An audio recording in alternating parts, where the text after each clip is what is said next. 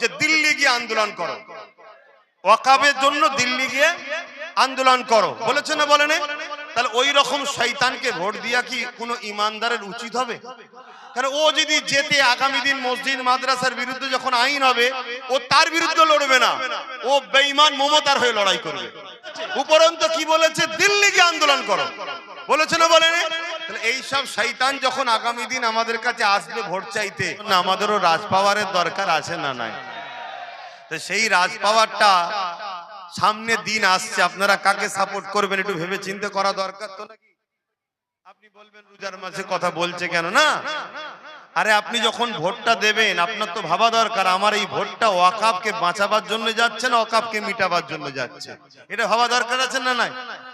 আপনি ভাবছেন এই ভোট দিলে আমি কি পাবো, চাকরি পাবো না ভাতা পাবো, এটা যেমন ভাবছেন, তা আমি একটা হুজুর, আমি তো এটা আপনাকে বুঝাবো যে চাকরি ভাতা যাই বলেন ওটা আপনার দুনিয়া, দরকার আছে আপনি ভাবছেন, ভাবুক, আমি নিষেধ করছি না, কিন্তু আপনি এটা ভাববেন না যে আমার ভোটটাই মসজিদের দুশ্মন শক্তিশালী হচ্ছে না মসজিদের দুশ্মনের যারা বিরুদ্ধে লড়াই করবে, মসজিদের পক্ষে যারা তারা শক্তিশালী হচ্ছে, একটু ভাবা দরকার আছে না নাই? একটু জোরে বলুন। আমি জানি রাজনীতি মসজিদ মাদ্রাসা কবরস্থান ঈদগাহ মন্দিরের জন্য নয়, রাজনীতি মানুষ সেবার জন্য, আমি জানি, কিন্তু আমরা এটা ভাবছি, কিন্তু একদল লোক রাজনীতির ক্ষমতায় আমাদের মসজিদকে মিটাচ্ছে, হ্যাঁ কি না? এই যে নিউ টাউনে জোর করে দেখুন রাজ্য সরকার বিশেষ একটা ধর্মের স্থান করছে, ওটা কি শাসকের কাজ? তারপরেও করছে, চলো তোমার মন গেছে, কিন্তু পাশে আমার মসজিদটা আমি করছি তুমি করতে দিচ্ছ না কেন? তাহলে শাসক তুমি আমার মসজিদের দুশ্মন, তাই তো নাকি? তাহলে আপনি যখন ভোটটা দেবেন আপনাকে তো ভাবা দরকার যে আমার ভোটটা মসজিদের দুশ্মনকে শক্তিশালী করছে না তো, এটা বলা দরকার আছে না নাই? আমি আমার বাপ আমার মা আমার ভাই বোনকে শিখাবো তো নাকি? একজন পীরের আওলাদ বা একজন ইসলামের প্রচারক হিসাবে আমি আমার কওমের মানুষকে বুঝাবো, হ্যাঁ কি না? তাহলে বলুন, আগামী দিন তো ভোট আসছে, কদিন পরেই তো ভোট হবে, আপনি কি ওয়াকাফের দুশ্মন বিজেপিকে ভোট দেবেন? মসজিদ মাদ্রাসার দুশ্মন বিজেপিকে ভোট দেবেন আপনি?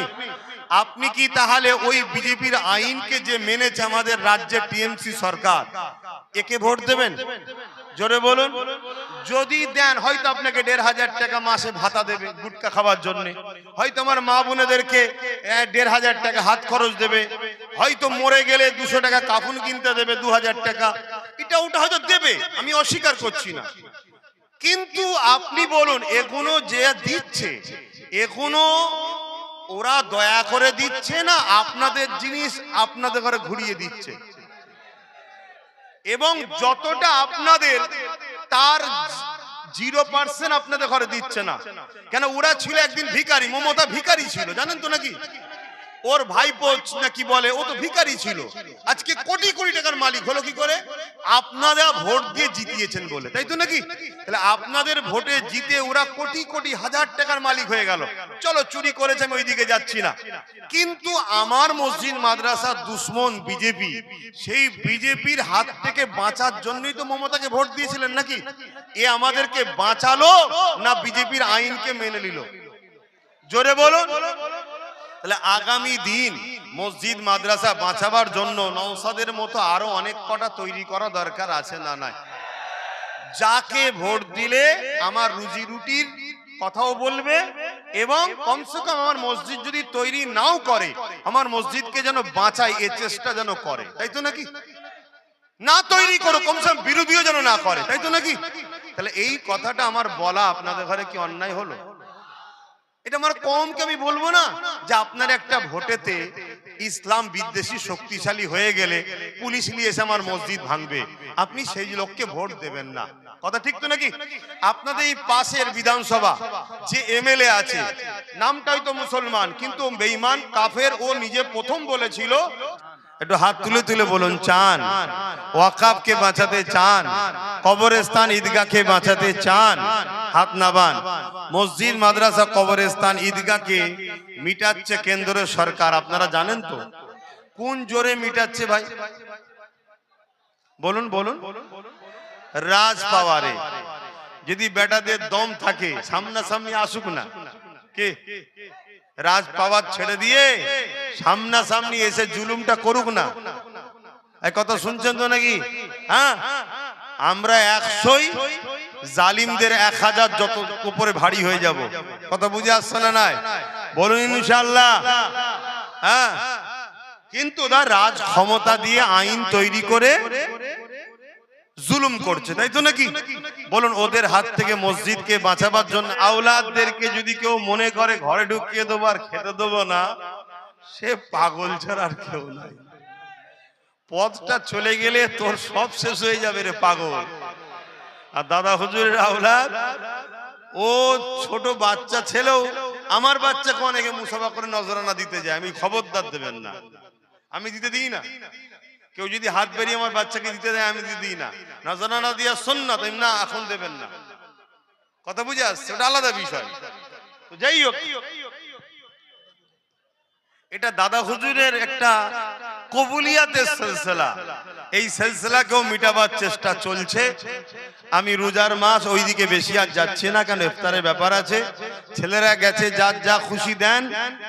আমি সংক্ষেপে এতটুকু শুধু বলবো, মসজিদকে বাঁচাতে আপনারা চান, তাহলে একজন মসজিদ প্রেমিক হিসাবে, মাদ্রাসা প্রেমিক হিসাবে, কবরস্থানে আমাদের মুর্দা যারা রয়েছে, সেই ইজ্জত রক্ষার স্বার্থে আমাদের কি বলা উচিত নয়, এই শয়তান তুই তো বলেছিলি দিল্লি গিয়ে আন্দোলন করতে, যা দিল্লি গিয়ে ভোট চা, আমরা মসজিদ মাদ্রাসা দুশ্মনদের ভোট দেবো না, বলা দরকার আছে না? না বলুন, বলা দরকার আছে না? না।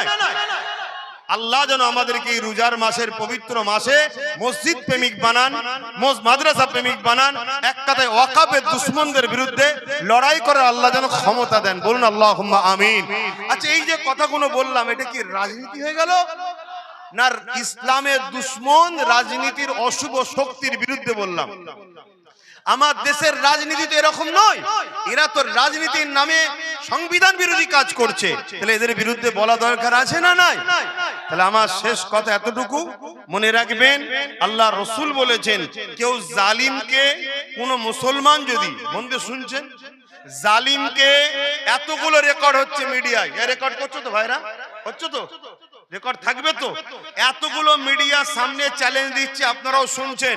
এই হাদিস যদি পৃথিবীর কোন মুফতি, মৌলানা, মুহাদ্দিস যদি কেটে দিতে পারে, আমি সারা জীবন তার গোলাম হব। কথা বুঝে আসছে? আল্লাহ রসুল বলছেন, মিশকাত শরীফের হাদিস, মন দিয়ে শুনছেন, মা বোনেরা শুনছেন, কোন মুসলমান যদি জালিমকে শক্তিশালী করার জন্য তার সাথ দেয়, ওই মুসলমান ইসলাম থেকে বেরিয়ে যাবে।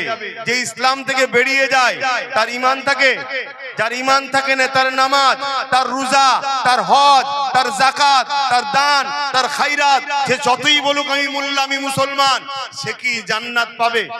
তাহলে আমি আপনাকে বলবো, ভিক্ষার পাল্লাই পড়ে দুনিয়া তো শেষ হচ্ছে, বাচ্চাগুলোর ভবিষ্যৎ শেষ হচ্ছে, শিক্ষা, স্বাস্থ্য, কর্মসংস্থান তো ধ্বংস হচ্ছে, কিন্তু যে জালিম, তাকে যদি ভোট দেন, শক্তিশালী করার জন্য তো ভোট দেয়, তাহলে মুসলমান ইসলাম